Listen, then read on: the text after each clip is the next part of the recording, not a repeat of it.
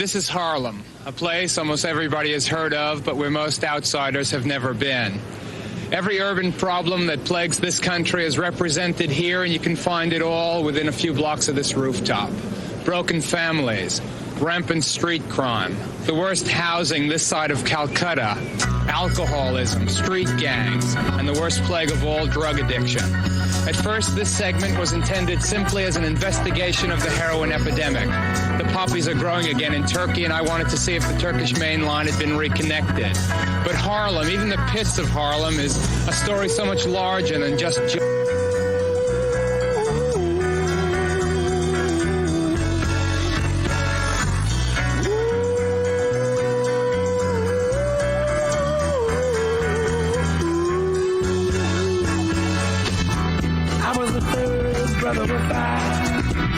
Doing whatever I had to do to survive.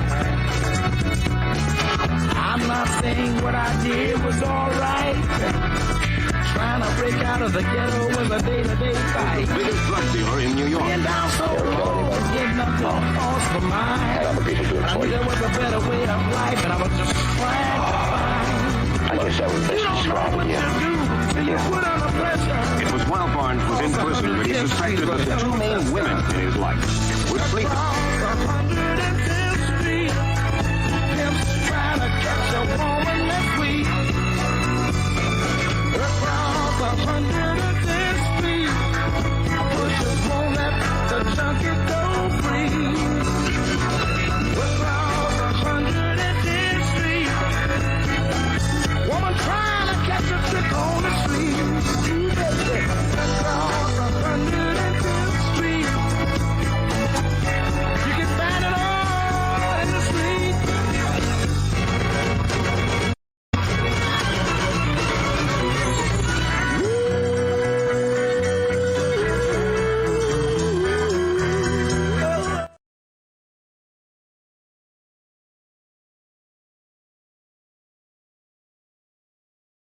Good evening. Tonight we focus on a flower and on its lethal impact.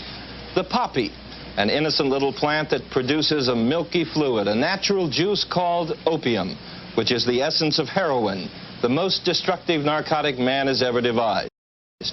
A few weeks ago, we reported on the Golden Triangle, Southeast Asia's fertile factory for the production of the poppy, the opium, and heroin. And tonight, the other terminus in that sinister circuit, the flow of the world's most deadly drug into New York City. There's more heroin being sold in the streets of New York than ever before.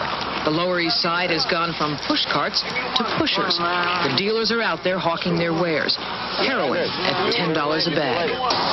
Charlie, we came down the street. I was offered at least 4 brands of heroin, something called red tape, yellow tape, stars, as well as the works, a hypodermic syringe to inject it. Is it like that here all the time? It's like this day and night. It's like the United States mail. Through all kinds of weather, the dope comes through. To me, they're selling dope like they have a license. You walk down the block and they holler out the name of the product that they have. I believe I started getting dope just for the simple fact how available it was in the streets. These are the real experts, heroin addicts who've just come in for treatment at Daytop Center, a drug rehabilitation program in Manhattan. And they say they know where all that heroin comes from. Not all. I'd say 90% or better comes in through Port Authority as far as the docks in New York, as far as Kennedy Airport. 600 planes a day land at Kennedy Airport. 150 ships a week are cleared in and out of New York Harbor. Authorities know they're bringing heroin in, at least 5 tons of it a year.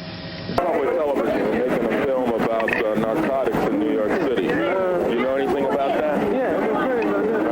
Yeah. Are you involved in that? Yeah, I'm involved in it. To what extent? How are you involved in that? Well, I don't really want to get into that.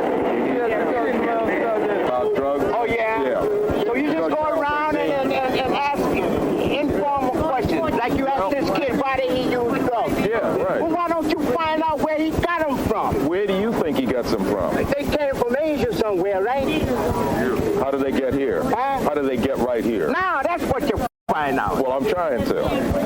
You don't ask no kid nothing like that. Do you know? You don't ask no kid like But that. do you know? Hey, listen. older than you. So you don't ask me no questions. Just present yourself right. Police department back out here on the street. What do you mean? What do you mean? They got all of that drugs out of downtown and put it back in the street. What do you mean? Why did they use it? Find out why the police put it back in the street. Ask these kids why they use This guy. About the enforcement effort against the drug problem, against those who sell it, those who import it, those who profit by it. We've lost that. That's out. Simplistically, to legalize the use of heroin under controlled circumstances, similar to that they've used in England, probably based on our own experience and our own type of population, and to use this to cut the underpinnings from this tremendous illegal population, illegal business that's dealing with this. You take the profit out of this. When you take the profit out of this, also you take the desirability out of this. I think then you're writing off a generation when you allow free distribution of heroin. It has not worked in any country it's been tried in, as far as I know, and it seems to be the route we always go. When we can't enforce the law against them, we then give them the market by legalizing, and that's not the answer. We ought to put more political pressure via our State Department on those nations where we know large quantities of drugs are coming from. That's number one. Number two, I think that the federal government ought to take a more active role in enforcement on local and state levels in terms of making sure that those agencies really harass, move out, do whatever is necessary, short of an erosion of civil rights, to push drug traffic out of our country altogether. I think it's a cop-out. They've already agreed that they can't handle the problem. It's racist in some nature, where people just believe that drug addiction is confined to the black and brown communities, and we know that this epidemic has spread even outside of the economic status of the poor and going into the middle class and the wealthy as it relates to cocaine. Where do you cut it off if you want to make it legal? I'll show you what can happen if you do make it legal. What age is it that we should be legally allowed to dispense drugs to an 18-year-old, 16, 15-year-old addict?